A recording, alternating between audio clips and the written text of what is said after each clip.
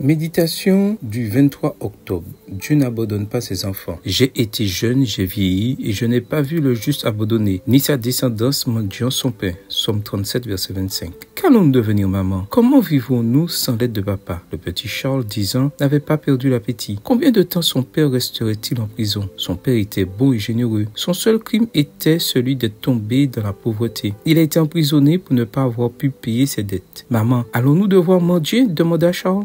Renforce son petit garçon et essayant de cacher son chagrin, Madame Dickens répondit: Non, Charles, Dieu nous aidera. Nous devons faire confiance à ses promesses. Elle avait raison, Dieu les protégeait. Le petit Charles dut mettre en gage quelques objets de la maison pour pouvoir manger. Enfin, le jour venu, il dut vendre ses 10 derniers livres bien-aimés, ce qui l'affecta profondément. Face à la pénurie et quand il n'y eut plus rien à vendre, Charles se mit à la recherche d'un emploi et en trouva un qui consistait à coller des étiquettes sur des boîtes dans une usine de cirage pour chaussures. Il travailla jusqu'à 10 heures par jour. Avec son modeste salaire, il parvint à subvenir aux besoins de sa famille. Enfin, son père fut libéré de prison et les choses commençaient à s'améliorer. Charles put aller à l'école et trouva un emploi de secrétaire d'avocat. De plus, le soir, il commença à écrire des histoires. La situation financière de Charles s'est considérablement améliorée, mais il n'a jamais oublié la façon dont Dieu avait protégé sa famille dans les moments difficiles. Ses expériences de vie ont laissé une profonde impression en lui, l'inspirant à écrire des œuvres notables telles que David Copperfield et 15 autres livres célèbres. Grâce à son talent et à sa persévérance, il est devenu un des écrivains les plus renommés et les plus acclamés de son époque. Né le 7 février 1812, il s'avère que ce jeune garçon était Charles Dickens, auteur anglais de renom et dont les livres ont connu un succès de vente sans précédent en Angleterre, juste après la Bible et les œuvres de Shakespeare. Dieu a tenu ses promesses et il a répondu aux besoins de la famille. Dickens en Angleterre. Si toi aussi, tu le lui demandes, il pourvoira à tes besoins. Amen. Bonne journée à toi et que le Seigneur te bénisse.